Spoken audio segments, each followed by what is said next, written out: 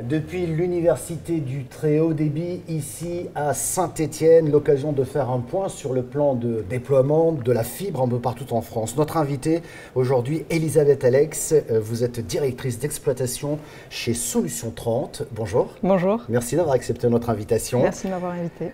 On va parler notamment des usages avec ces nouvelles technologies qui arrivent, je dirais, très rapidement dans l'ensemble de nos territoires. Je lisais un extrait du site internet de votre entreprise. Juste pour mieux comprendre ce que vous faites, vous nous dites que la technologie est partout et autour de nous, elle fait partie intégrante de notre quotidien et définit notre façon de travailler. Mais est-ce qu'elle est vraiment efficace? Est-ce qu'on sait l'utiliser pleinement? Et vous ajoutez, chez Solutions 30, nous vous le garantissons, elle est vraiment efficace. Nos 15 000 techniciens vous aident à adopter les dernières technologies. Ils sont prêts à intervenir dès que nécessaire. Nous faisons en sorte que tout fonctionne. Je pense que j'ai bien résumé. Vous avez très bien résumé le cœur de notre métier et de notre stratégie. Donc Solutions 30 est une entité qui a été créée en 2003, donc avec 15 000 techniciens partout en Europe. Notre cœur de métier, c'est d'accompagner nos techniciens sur tout ce qui est multi-technique, sur la partie travaux de proximité. Donc réellement les travaux de l'abonné, qui est la personne qui a des difficultés concernant l'accompagnement du numérique et des nouvelles technologies notamment. Ouais. C'est l'ADN de Solutions 30. Le 30, c'est 30 minutes parce qu'à la base, il y a quelques années, en 2003, on parlait de 30 minutes pour vous dépanner lorsqu'il fallait se connecter à Internet. Et à l'époque, on était en ADSL avec le modem, etc. Aujourd'hui, les choses ont bien avancé quand même. C'est ça, tout à fait. Et comme les choses avancent, il est important d'accompagner les usagers dans l'appréhension justement de la technique. Et nos techniciens accompagnent justement ça. Accompagnent et conseillent aussi. Hein, et conseillent, tout à fait. L'idée, c'est pas le tout d'avoir des machines branchées. Non, c'est exactement ce qui se passe. Exactement. J'imagine que les demandes sont plus importantes ou certainement différentes avec la fibre, non? Exactement. Parce qu'il y a des usages qu'on ne connaissait pas il y a quelques années encore et qui arrivent aujourd'hui. Déjà, là, on a déployé un réseau. On l'a construit, on l'a déployé, on y a participé. Et là, notre cœur de métier, c'est de raccorder déjà les clients. Parce qu'il y a des tas de clients. En an de trimestre, tout à l'heure, Madame Dulac disait qu'ils ont raccordé plus d'1 million d'usagers. Donc c'est énorme. C'est tout opérateur confondu, mais on y participe grandement. Et ensuite, effectivement, il faut expliquer les usages. À quoi servent demain, par exemple, pouvoir avoir justement sa consommation de gaz sur son téléphone, pouvoir suivre de chez soi ce que font ses enfants au collège, au lycée, avoir le résultat. Voilà, on a besoin les usages ont changé et on a besoin aujourd'hui d'avoir de la rapidité. Les gens ne supportent plus que le réseau ne soit pas rapide et efficace. Le paradoxe du confinement où on avait le temps et on pouvait attendre, tout à fait. Je crois qu'on est encore plus impatient aujourd'hui.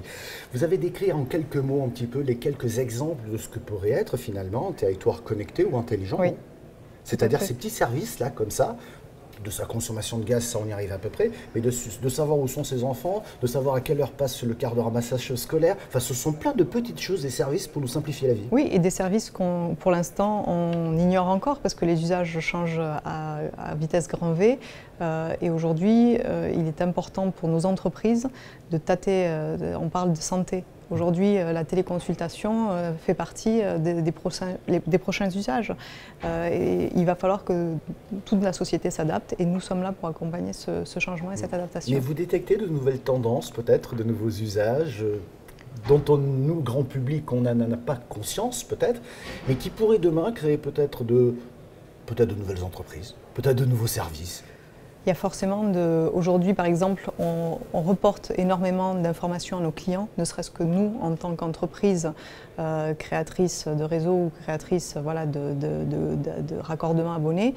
Aujourd'hui, ces usages vont se faire sous base de photos et d'intelligence artificielle qui va venir vérifier si l'installation est conforme et donc de gains de rapidité. Ouais, et d'argent par définition. Tout à fait. Et d'argent par définition. Le déploiement vous a poser quelques problèmes parce que ça va très vite finalement. Oui. Et il faut savoir s'adapter très vite, même si vous avez 15 000 techniciens. Oui, Écoutez, je pense que le déploiement était une partie, effectivement, c'était le timing qui était compliqué à assurer parce qu'il a été raccourci. Il y a cette période aussi de confinement qui est venue rajouter une petite difficulté, la formation. Il a fallu former des techniciens très rapidement. Mais au-delà de ça, je pense que le gros maintenant aussi, c'est maintenant de raccorder tous ces clients qui ont droit à la fibre, qui sont éligibles. Et nous devons de les accompagner. Et ça, c'est pour aujourd'hui, parce que l'objectif, c'est quand même 100% de fibre en France en 2025. Donc, il va y avoir encore des raccordements à faire. Tout à fait. Quels sont les grands dossiers du moment chez Solutions 30 ?